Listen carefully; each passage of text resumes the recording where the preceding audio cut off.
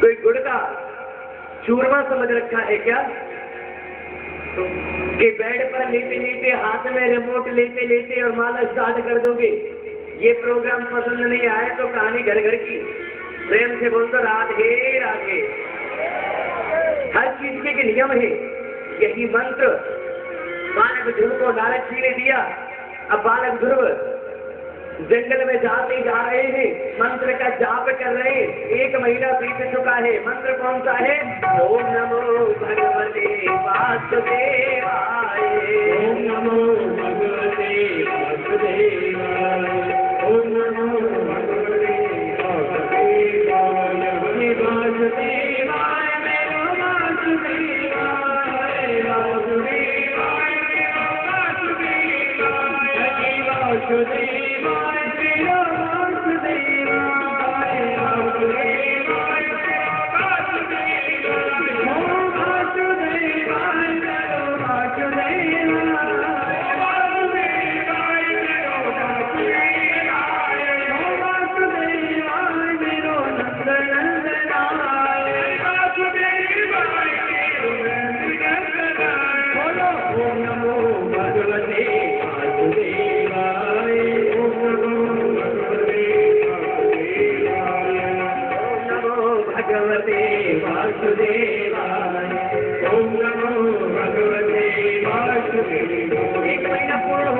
दूसरा महीना चल रहा है।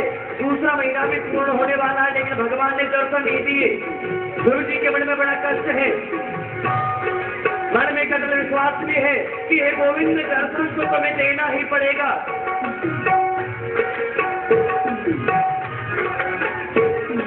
तुम्हें आना ही होगा कभी ना कभी। हे गोविंद मैं भी अब पीछे हटने वाला नहीं। मन में जाप चल रहा है। 2 महीने हो गए हैं। मन में एक पश्चाताप हुआ कि शायद मेरी ही मंत्र जाप करने में, भगवान का नाम लेने में कोई न कोई त्रुटि रह गई है। हे गोविंद मैं तुम्हें प्रसन्न करने के लिए अन्न का त्याग करता हूँ। 2 महीने पूर्ण हुए। बालक ध्रुव ने 5 वर्ष की अवस्था में भगवान की तपस्या करके एक पैर के ऊपर खड़े हुए हैं। बालक ध्रुव मन में जप रहे हैं ओम नमो भगवते वासुदेवाय। अन्न का त्याग करता हूँ और निरंतर ध्वनि में है ओम नमो भगवते वासुदेवाय। ओम नमो भगवते वासुदेवाय। दोनों महीने भी पूर्ण हो गए हैं। तीसरा महीना चल रहा है, लेकिन मेरे प्रभु ने आकर के दर्शन नहीं दिए। बालक ध्रुव के मन में बड़ा कष्ट है कि जरूर मेरी ही भक्ति में, जरूर मेरी ही आराधना में कोई ना कोई कमी रह गई है। हे प्रभु अब मैं इस महीने में जल का भी त्याग करता हूँ। पहले 2 महीने में अन्न त्याग दिया, अब जल भी त्याग दिया। निरंतर दृढ़ विश्वास के साथ, एक अटल विश्वास के साथ मंत्र का जाप कर रहे बालक ध्रुव। ओम नमो भगवते वासुदेवाय। ओम नमो ओम नमो भगवते वासुदेवाय। ओम नमो भगवते वासुदेवाय। ओम नमो भगवते वासुदेवाय। ओम नमो भगवते वासुदेवाय। ओम वासुदेवाय मेरो कृष्ण चंद्राय। वासुदेवाय मेरो कृष्ण चंद्राय। वासुदेवाय मेरो कृष्ण चंद्राय। वासुदेवाय मेरो कृष्ण चंद्राय। कृष्ण चंद्राय मेरो नंद नंदनाय। कृष्ण चंद्राय मेरो नंद नंदनाय। बोलो ओम नमो भगवते वासुदेवाय। ओम नमो भगवते। 3 महीने भी पूर्ण होने की अवधि पर है। 3 महीने पूरे होने वाले हैं। अन्न और जल का त्याग पहले ही कर चुके हैं। अभी तक मेरे गोविंद ने आकर के दर्शन नहीं दिया। अन्न जल त्याग चुके हैं। केवल फल पत्ते फूल आदि खा करके गुजारा करते हैं। भगवान का भजन करते हैं। गोविंद ने दर्शन नहीं दिए। बालक ध्रुव के मन में त्रुटि है कि हे गोविंद अब मैं फलों का भी त्याग करता हूँ, केवल पत्ते पत्ते खा करके तुम्हारी तपस्या करूंगा, और जब तक दर्शन नहीं दोगी तब तक अपने निश्चय से हटूंगा नहीं। मन में बड़ा अटल विश्वास है कि ओम नमो भगवते वासुदेवाय, बोलो ओम नमो भगवते वासुदेवाय, ओम नमो भगवते वासुदेवाय। की तरफ होगी कि सभी पानी का काम दे।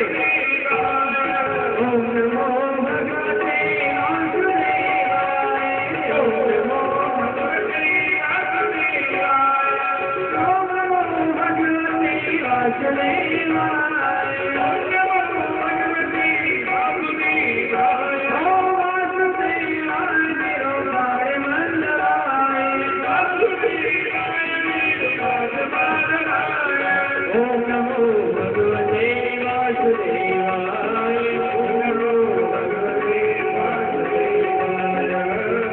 अभी तक 4 महीने कंप्लीट हो गए, मेरे गोविंद ने आकर के बालक ध्रुव को दर्शन नहीं दिए। मन में बड़ा कष्ट है। पहले महीने अन्न का त्याग किया, फिर जल का त्याग किया, धन का भी त्याग कर दिया। अब 4 महीने के उपरांत केवल 15 दिन में एक बार पत्ते लेते हैं और भगवान का भजन करते हैं। बड़ा भाव है, केवल पत्ते पत्ते लेते हैं और मन में क्या गाते हैं, ओम नमो भगवते वासुदेवाय, बोलो ओम नमो भगवते वासुदेवाय, वासुदेवाय मेरो राधा वल्लभाय, वासुदेवाय मेरो राधा वल्लभाय, वासुदेवाय मेरो राधा वल्लभाय, वासुदेवाय मेरो राधा वल्लभाय, वासुदेवाय मेरो नंदनंदनाय,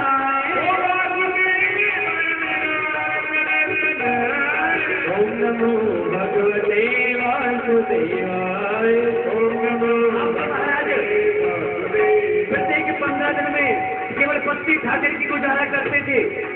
मन में बड़ा कष्ट हुआ, 4 महीने पूरे होने को है, अभी तक मेरे गोविंद ने दर्शन नहीं दिया। मन में संकल्प किया बालक ध्रुव ने कि प्रभु अब मैं अन्न, जल, धन और फूल पत्ते हर चीज का त्याग करता हूँ। केवल सांस लेकर के सांसों की माला फेर रहे हैं, केवल सांसों से चल रहे हैं और सांसों से भी जब भगवान की प्राप्ति ना हुई। 5वां महीना पूर्ण होने को है, अभी तक मेरे गोविंद ने दर्शन ना दिए। 1 हफ्ते में एक बार सांस लेते हैं, दर्शन मेरे गोविंद ने ना दिए। 5 महीने जैसे ही पूर्ण होने को हुए, बालक ध्रुव ने सांस को भी रोक दिया कि प्रभु जब तक दर्शन नहीं दोगे तब तक मैं सांस भी नहीं लूंगा। और जैसे ही बालक ध्रुव ने सांस को रोका, वायुमंडल में ऑक्सीजन की कमी हो गई। तीनों देव ब्रह्मा विष्णु महेश संपूर्ण देवता परिसर पशु पक्षी जीव सरायुज अंडज स्लेटज उद्भिज सबकी सांस रुक गई, त्राही त्राही होने लगी। संपूर्ण देवता दौड़े दौड़े पहुंचे भगवान विष्णु के पास कि हे प्रभु त्राहिमाम त्राहिमाम, हे प्रभु हमारी रक्षा करें।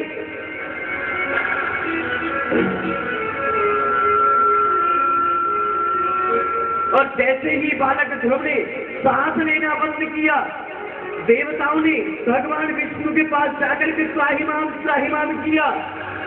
मेरे गोविंद भागे भागे गए, भागे भागे जाकर के बोले, अरे बेटा ध्रुव, अरे ध्रुव मैं तो तेरी खातिर ही यहाँ पर संसार में मैं जाना चाहता हूँ। अरे बेटा आजा मेरी गोद में बैठ जा।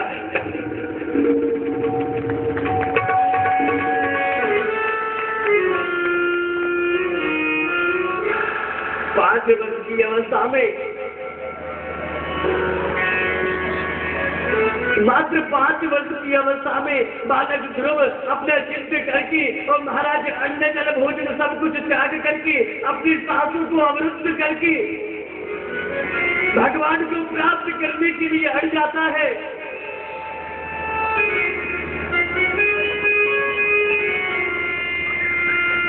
मेरे गोविंद भागे भागे चले आते हैं। अरे लाला, अरे बेटा ध्रुव, मेरा अस्तित्व तो केवल तुम्हारे जैसे भक्तों की वजह से है बेटा।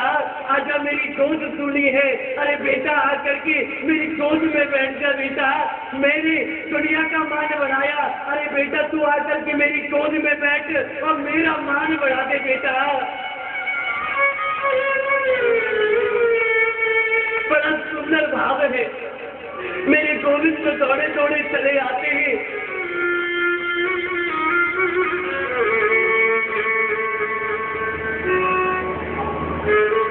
बालक ध्रुव को गोद में बिठाया और गोद में बिठा करके कहा कि बेटा मैं तेरी भक्ति से बहुत प्रसन्न हूँ। अरे पुत्र तू कुछ मांग, मैं तुझे देना चाहता हूँ। बोले गोविंद मुझे कुछ नहीं चाहिए, मैं एक दिवस मुझे याद आ रहा है, मैं अपने पिता उत्तानपाद के भरे दरबार में जब पिता की गोद में बैठने के लिए गया तो मेरी सौतेली माता सुरुचि ने मुझे झटका दे दिया प्रभु। पर वहां से मुझे ये ज्ञान प्राप्त हुआ कि संसार के पिता की गोद में बैठने से अच्छा है कि परम पिता की गोद में बैठा जाए। अरे गोविंद तेरी बड़ी कृपा। अरे गोविंद आज तूने भक्तों का मान रख लिया और तेरी इसी कारण की वजह से प्रभु, तेरे इसी भाव की वजह से प्रभु आज तुम्हारा अस्तित्व है। तुम्हारे भक्तों के मन में तुम्हारे प्रति इतना भाव है मेरे गोविंद।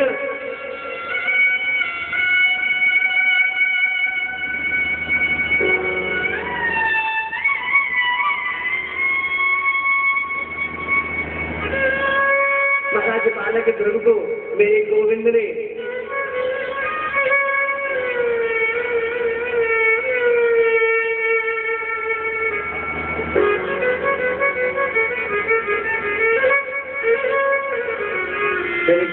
अपनी गोदी में बिठाया। इतना ज्ञान नहीं था मंत्रों का। अपना संख लेकर के कपूर से लगाया है, कपूर से लगा करके संपूर्ण ज्ञान, वेद और वेदांतों का ज्ञान बालक ध्रुव ने मस्तिष्क में घुसा दिया, भर दिया। बालक ध्रुव ने बड़ी सुंदर भक्ति की है कि धर्मार्थ काम मोक्षाय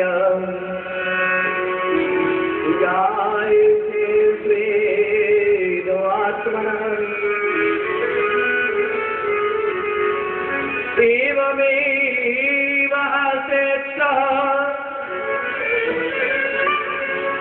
कारणं पादसेवनम्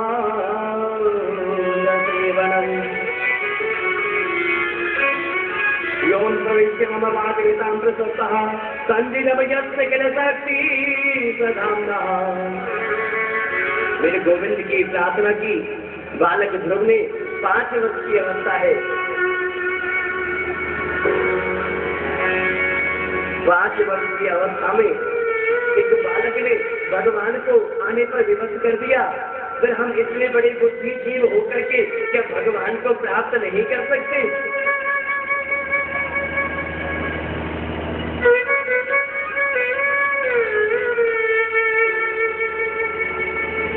भगवान तो हर समय व्याप्त रहते हैं। केवल उन्हें अपने पास बुलाने की आत्मा, हमारा मन तो ऐसा हो कि हम परमात्मा को अपने पास बुलाएं, तो परमात्मा हमें अपनी गोदी में बिठाने के लिए आज भी इस वायुमंडल में भ्रमण करता है कि पता नहीं कौन भक्त मुझे आत्मा से पुकारेगा और मैं जाकर के उसे अपनी गोद में बैठाऊंगा। भगवान ने बालक ध्रुव को ध्रुवलोक का राज्य दिया। आज भी जब हम विवाह करते हैं तो अपने बच्चों को ध्रुव तारे के दर्शन कराते हैं। ये वही ध्रुव तारा है। आज भी वही 5 वर्ष का बालक ध्रुव, जो ध्रुव आकाश में अपना स्थान पक्का कर चुका है। भगवान तो हर जगह पर व्याप्त है। केवल उन्हें पाने की, उन्हें बुलाने की सामर्थ्य हमारे पास होनी चाहिए।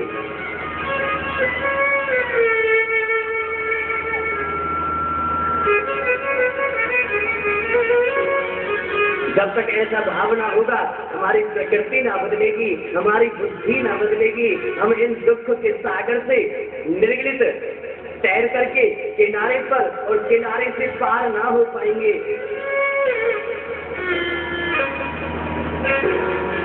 सुखदेव जी कहते हैं कि हे राजन, मैंने तुम्हें स्वयंभू मनु महाराज के पुत्र उत्तानपाद और उत्तानपाद के भी पुत्र ध्रुव के बारे में बताया। अब दूसरी पत्नी सुरुचि, उनके भी एक पुत्र था, उसका नाम था उत्तम। उत्तम माने उत्तम बुद्धि वाला, लेकिन एक समय यक्षों के साथ भिड़ गया। युद्ध करने में उत्तम की मृत्यु हो गई। ध्रुव को बड़ा क्रोध आया, ध्रुव जी को। उन्होंने यक्षों को मारने का संकल्प किया। स्वयं नारद जी पुनः पधारे, उसे समझाया कि खून का बदला खून नहीं होता, मानहानि का बदला मानहानि करना नहीं होता। ध्रुव जी महाराज के समझ में बात आई, उन्होंने यक्षों को क्षमा किया और अनंत वर्षों तक अपने पिता के स्थान पर बैठ करके राज्य भोगा। और आज तक और जब तक ये पृथ्वी रहेगी तब तक वही बालक ध्रुव इस वायुमंडल में, इस आकाश मंडल में विद्यमान रहेगा। अब सुखदेव जी कहते कि हे राजन, मैं तुम्हें अब आगे के बारे में बताता हूँ कि स्वयंभू मनु के दूसरे पुत्र जिनका नाम था प्रियव्रत, एक थे उत्तानपाद और दूसरे थे प्रियव्रत। उन प्रियव्रत के अग्नित्र हुए, अग्नित्र के नाभि, नाभि के ऋषभदेव जी। बोलिए भगवान ऋषभदेव की। नहीं, मुझे मालूम है, मैं देख पा रहा हूँ बहुत सी माता तो ये सोच रही है कि पंडित जी अभी व्यास जी ये सारा करेंगे कि आरती की थाली आगे लाओ, बहुत देर रहेगी बैठे बैठे व्यास जी, थोड़ा सा समय और। ऋषभदेव जी के 100 पुत्र हुए। सबसे बड़े पुत्र का नाम था भरत। यही आगे चल के प्रसिद्ध हुए जड़ भरत जी के नाम से। सबसे बड़े पुत्र नाम भरत। अब ऋषभदेव जी ने सोचा कि मेरे 100 पुत्र हैं और 100 के 100 पुत्र योग्य हैं। मेरे बड़ा पुत्र भरत बहुत गुणवान है, शक्तिवान है, योग्यता रखता है, जितेंद्रिय है, मस्तिष्कवान है। अतः इसका राज्याभिषेक करा के मुझे वन में तपस्या करने के लिए जाना चाहिए। ऋषभदेव जी ने अपने बड़े पुत्र जड़ भरत जी का राज्याभिषेक किया और चल दिए। एक दिन जड़ भरत जी अपने प्रजा का पालन करते करते जंगल में शिकार खेलने गए। रास्ते में जाते हुए देखा कि किसी व्यक्ति की मृत्यु हो गई, उसे कांधे पर लाद करके ले जा रहे थे। मन में वैराग्य आ गया। एक बात कहूँ, जब व्यक्ति किसी की मृत्यु को देखता है, संसार में जाता है, तो मन में वैराग्य आता है। मन में बड़ा कष्ट होता है, यार बड़ा अच्छा आदमी था, कल तक तो हमारे साथ हंस रहा था, आज नहीं रहा, कितनी मेहनत करता था, कितना ईमानदार था। बहुत तरह की कल्पनाएं मन में जागृत होती है। सब कुछ छोड़ के चला गया, एक दिन हम भी चले जाएंगे, ऐसा मन में वैराग्य आता है। भरत जी महाराज के मन में भी वैराग्य आया।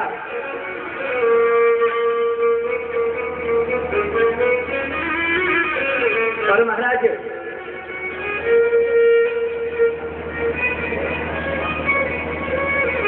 उन जड़ भरत जी महाराज ने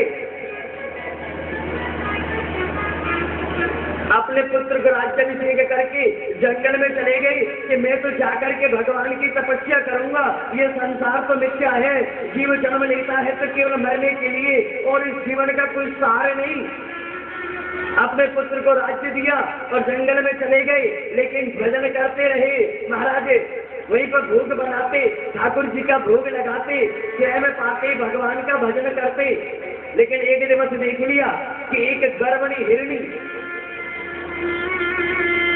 एक हिरणी गर्भ था। उस हिरणी को जलाशय पर पानी पीने के लिए आई। पीछे से व्याघ्र माने शेर ने देखा। अब वो हिरणी उस शेर को देख करके भागी। प्राण रक्षा के लिए, और भागते भागते इतनी तेज भागी कि उस भागा झपटी में, उस उछल कूद में, उस गर्भणी हिरणी का गर्भ गिर गया जड़ भरत जी के सम्मुख, और वो हिरणी अपनी प्राण रक्षा के लिए भाग गई जंगल में। जब उसका गर्भ गिर गया तो जड़ भरत जी महाराज को मन में बड़ा कष्ट हुआ। अरे मैं भजन करता हूँ, एक जीव की रक्षा नहीं कर सकता, क्या मतलब है ऐसे भजन का? भजन को त्याग करके उस हिरण के बच्चे को ले आए, उसे पालते नहलाते, उसे खिलाते, उसकी सेवा करते, बिल्कुल ऐसे पालते जैसे अपने बच्चे को पाला जाता है, ऐसे पालने लगे। और जब वही हिरण का बच्चा बड़ा हो गया, एक दिन भरत जी को छोड़ करके जंगल में भाग गया। मन में बड़ा कष्ट, आसक्ति हो गई। अरे मैं अपने प्राणों को भी अधिक जिसे स्नेह करता था, प्रेम करता था, मुझे छोड़ करके चला गया। जड़ भरत जी बड़े उदास रहते, और इसी चिंता में, इसी बात को, उस हिरण के बच्चे की याद करते करते करते करते एक दिन इस पंच भौतिक शरीर को त्याग कर चले गए, और अगले जन्म में उनको हिरण की योनि प्राप्त हुई। ऐसा क्यों? ब्रह्मज्ञानी थे जड़ भरत जी महाराज, लेकिन अंत समय मरते समय पर जो जिसका ध्यान करता है,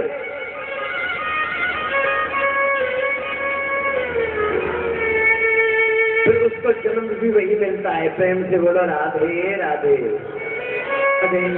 नहीं, वो आप बिल्कुल सही समझ रहे हैं। घर में कुत्ते पालते हैं, कुत्ते से इतना प्रेम करते हैं कि महाराज वो दिलो दिमाग में छा जाता है, तो अगले जन्म में एक बार फिर बोल दो राधे राधे राधे राधे। जिसको जिस योनि को प्राप्त करना है वही जानवर घर में पाले। कहने का भाव, हाँ आप सब समझदार हैं, मुझे मालूम है।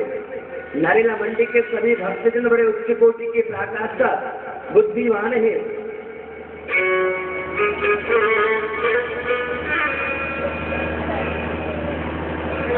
लेकिन मृग की योनि पाकर भी जड़ भरत जी को ब्रह्म ज्ञान खत्म ना हुआ। वो केवल उतनी देर भागते जितनी देर उनका पेट नहीं भरता। पेट भर जाता, कहीं वृक्ष के नीचे बैठ करके भगवान के ध्यान में, मृग योनि में भी भगवान का ध्यान रहता था। मृग योनि से छूटे ब्राह्मण कुल में जन्म हुआ। ब्राह्मण कुल में जन्म लेने के बाद उनको ब्रह्म ज्ञान पड़ा रहा। उनके पिताजी भगवान की कथाएं करते थे, भगवान का सत्संग यज्ञ अनुष्ठान करते थे। पिताजी ने सोचा कि अपने पुत्र को कुछ ज्ञान देना चाहिए, मंत्र सिखाया, गायत्री मंत्र सिखाया, कहा बेटा इस मंत्र को याद करके सुना। अब जड़ भरत जी जिनको वेद वेदांत का ज्ञान है, जान पूछ करके अपने पिताजी को मंत्र नहीं सुनाते, और मंत्र सिखाने की लालसा में ब्राह्मण कुल में जन्म होने के उपरांत जड़ भरत जी के पिताश्री भी एक दिन देहांत काल को प्राप्त हो गए, मृत्यु को प्राप्त हो गए। अब उनके भाइयों के मध्य में जड़ भरत जी अपने भाइयों के साथ रहते थे। अब भाई भी ये सोचे काम को न कट्ट को, काम करे न कट्ट, खाए को आ जाए पट्ट। बोलो राधे राधे राधे राधे। काम धाम तो कुछ करता नहीं है, और जब भूख लगती है तो पट्ट माने 1 मिनट में आ जाता है। इससे कुछ काम भी तो करवाना चाहिए, फ्री में भोजन कौन देता है? जड़ भरत जी के भाइयों ने उन्हें खेत की रखवाली के लिए भेज दिया कि कोई पक्षी आए तो उन्हें उड़ा देना, कोई हमारे बीज को न चुभ जाए। डंडा दे दिया हाथ में तो वहां बैठ जाओ। वहां बैठ गए, डंडा लेकर के भरत जी के मन में किसी को आने नहीं दूंगा ज्ञान हुआ। अरे मैं क्यों किसी की आत्मा को दुख दूं? राम की चिड़िया राम जी के खेत, हर खावड़ी चिड़ैया बोलो जी के चिड़िया खावड़ी चिड़ैया राम जी के चिड़िया राम जी को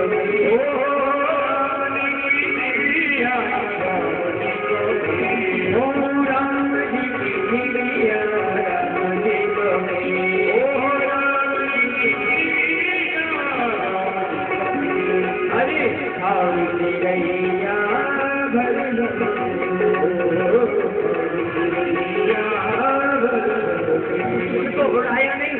क्या कहते हैं कि राम जी की चिड़िया, भाई भगवान ने ही बनाई ये चिड़िया, भगवान के ये खेत, राम जी की चिड़िया, राम जी के खेत, और खाओरी चिड़िया भर भर पेट। अब उनके जल भरत जी के भाइयों ने आकर के देखा, अरे ये क्या करता है, सारा खेत चुकवा दिया, घर से निकाल दिया महाराज, घर से ही निकाल दिया। रास्ते में बड़े हृष्ट-पुष्ट शरीर के जड़ भरत जी महाराज, बड़ा ताकतवर शरीर है, केवल खाना, भगवान का भजन करना, तीसरा कोई काम ही नहीं करना। बोलो राधे राधे राधे। अरे राम राम राम राम, कितनी चीज बोल गए आप लोग, मैंने सोचा था फिर तेरा बोल नहीं पाओगे। बोलो राधे राधे राधे राधे।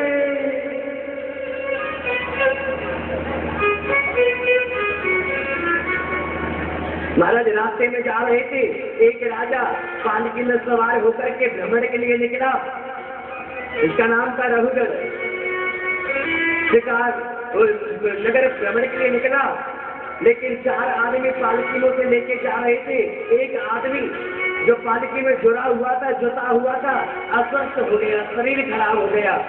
पालकी को उतार दी। राजा रघुगढ़ ने कहा, क्या बात है, पालकी को क्यों उतार दिया? कि महाराज एक सेवक की तबीयत खराब हो गई है। बोले तो महाराज वो चलने में असमर्थ है, लेकिन एक व्यक्ति हमें पास में दिखाई देता है।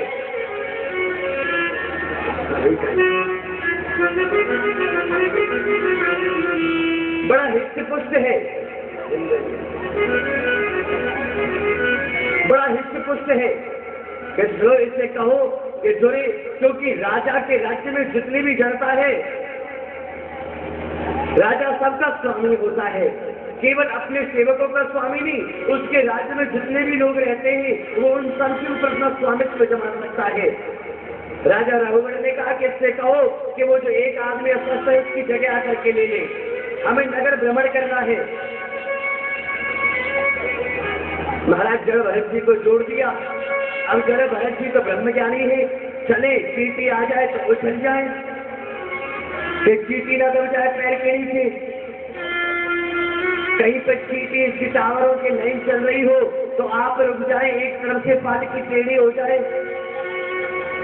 राजा रघुगढ़ कहता, अरे क्या करता है, शरीर से तो इतना खाया पिए घर का लगता है, शरीर से तो इतना मजबूत है, फिर से ध्यान से चला नहीं जाता। रुद्र ऐसे कहकर के जब प्रताड़ित किया,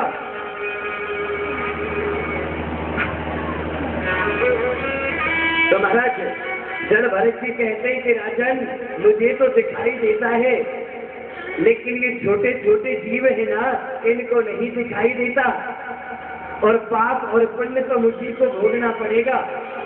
जब इस तरह की वार्तालाप कही तो रघुगढ़ ने तुरंत पालकी को उतरवाया और निकल के पालकी में से बोला कि आप अपना परिचय दीजिए, इतनी बड़ी बात तो ब्रह्मज्ञानी ही दे सकता है, आप कौन है? अरे राजन मैं कौन हूँ, मैं तो जीव का अंश हूँ, तुम भी जीव के अंश हो, लेकिन बड़ी विडंबना कि मैं जीव की रक्षा करते हुए चलता हूँ, तुम जीव के ऊपर चढ़ के चलते हो, कितना भेद है राजन।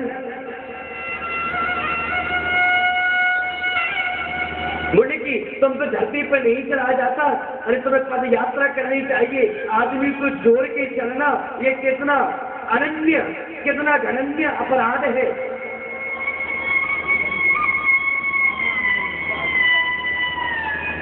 इस धरती के ऊपर बोझ ना बने राजन।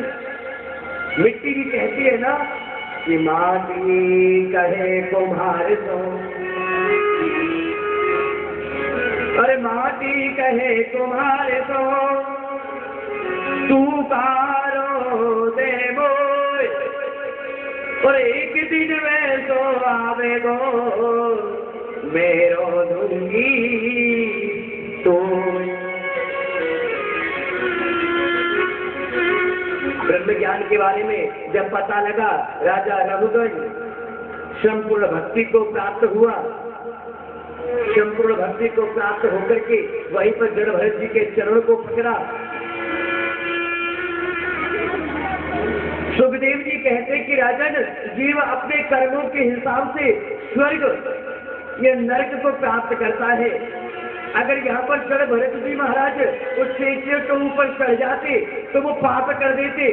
अगर वो कूद गए, राजा राहुगण को कष्ट हुआ तो उन्होंने अपने आप को पाप करने से रोक लिया, राजा राहुगण को भी मार्ग दिखला दिया। जो जैसे कर्म करता है उससे वैसे ही योनि प्राप्त होती है। बोले जी, नरक क्या है? सुखदेव जी कहते कि राजन, नरक 28 प्रकार के हैं। सामिश्र, अंधाता मिश्र, रौरव, महारौरव, कुंभीपाक और वैतरणी नदी इत्यादि, ये 28 प्रकार के नरक होते हैं। जीव जैसे कर्म करता है, कोई झूठी गवाही देता है, दूसरे की निंदा करता है, पर स्त्री गमन करता है, दूसरे के धन को हड़पता है, ब्राह्मण को अपशब्द कहता है, ब्राह्मण के धन पर दृष्टि रखता है, ब्राह्मण या गौ या गुरु उनकी आत्मा को प्रताड़ित करता है, वो नरक को भूलता है। इसलिए कभी ये घृण्य अपराध नहीं करने चाहिए, नहीं तो 28 प्रकार के नरकों में भोग जाना पड़ता है। जो ब्राह्मण को लात मारता है, ब्राह्मण के लिए अशुद्ध शब्दों का इस्तेमाल करता है, ब्राह्मण की आजीविका पर लात मारता है, वो कुंभीपाक नरक में जाता है। उसे